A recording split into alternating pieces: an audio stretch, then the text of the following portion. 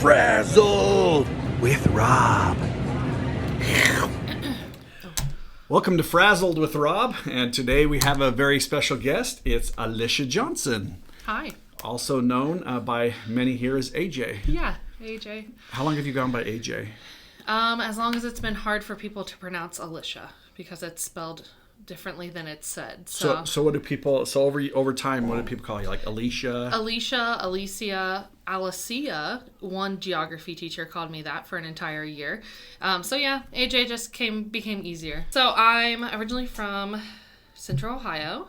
I met, this story is everyone's always like, oh. I met my boyfriend, who's from Utah, at a wedding. We were walking partners in my sister's wedding, and so we were long distance for about a year, and I had finished college and I was just kind of subbing in Ohio, and there were too many teachers there and not enough here, so I applied for another round of jobs there and another round of jobs here, and Cyprus was my first interview and my first offer. My second one was Granger, so glad that I stayed here.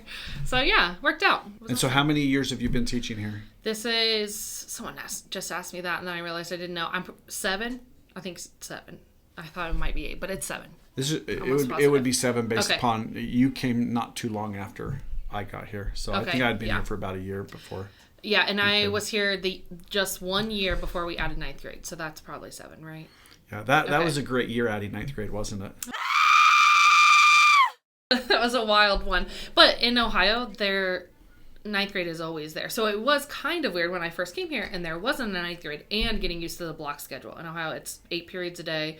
It's always like that. So planning as a teacher in a new place with no 9th graders plus on a block schedule was like wild at first. But I like it better now.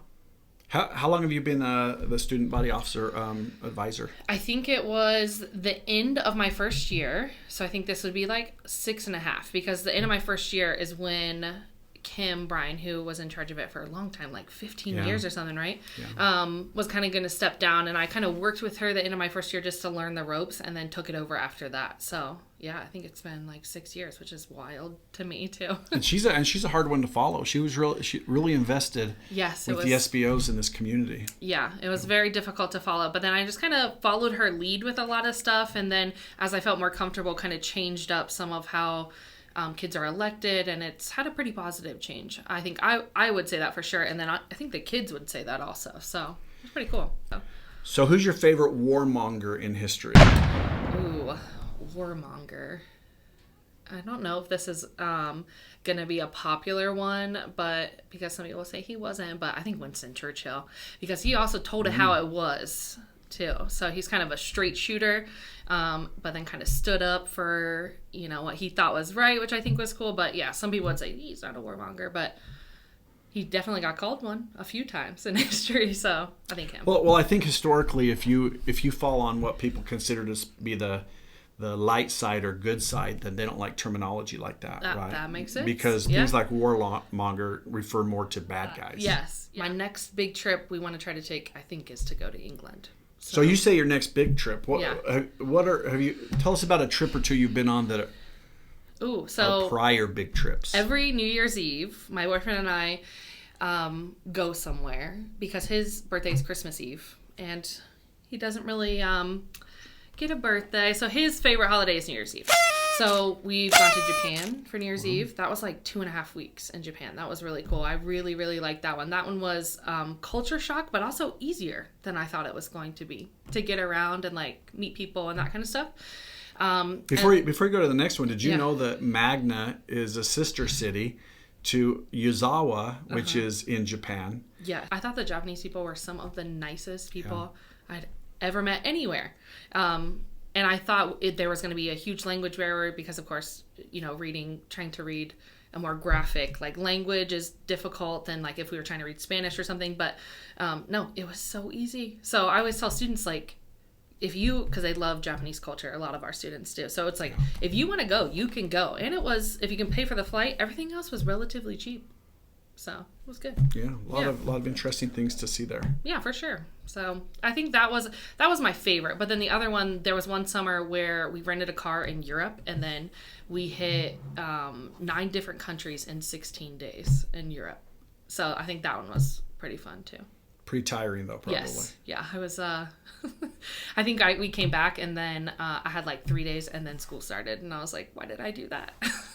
But it was awesome. So I think those are my favorite. So what are your favorite things here at Cyprus? What are a thing or two that stand out that you just really enjoy, and it makes you, because 7 years, it goes fast, but it's a long time. So everyone kind of has to figure out, is this where I want to be long term, or maybe it's time for a change? What are the things that keep you here? Great question. I think the rest of the staff is a huge part of it. I like the people that I work with. I like the people that work here. I think they want what's best for our students and our school and our community. And like, as a teacher, like, what else could you ask for that? I think it's way different than if you're working in like an office where you might not know everyone too. So that's a big one. I work in an office, and I don't know everybody. Yeah. I just kind of try to come in this here. Office. So it's just me and these ladies out here. I don't remember which is which, but anyway, I get what you're saying. They're all wearing the turkey shirts today, so they all match. So that's a big one. But then, of course, the students. I always, there's always something positive. Even on a horrible day, there's always something positive that happens. My kids are working on this huge project right now, and they get to put their own goofy kind of stamp on it. And they were due today, so they all kind of turned them in, and they're working on them, and they're so different. I don't know. It's just really cool to see they're creative, and they worked really hard, and they worked together, and I don't know. So that was a really positive thing. There's always one little thing at least that happens like that every day. So. What's something interesting about you that no one here would suspect or think about you? What a great question. Okay. If you've been in my classroom, you know this, but I have a weird obsession with birds. I just actually got a giant bird tattoo. I have a bunch of them too, but I have this huge collection of these target birds. They're like these little tiny birds that are all dressed as different things. Students always think I'm weird and think that I dress them up, and I'm always like, no, I did not dress them myself. I bought them at Target, but I think I have 70 of them. 70 nice birds. Yeah. You should consider dressing them up yourself.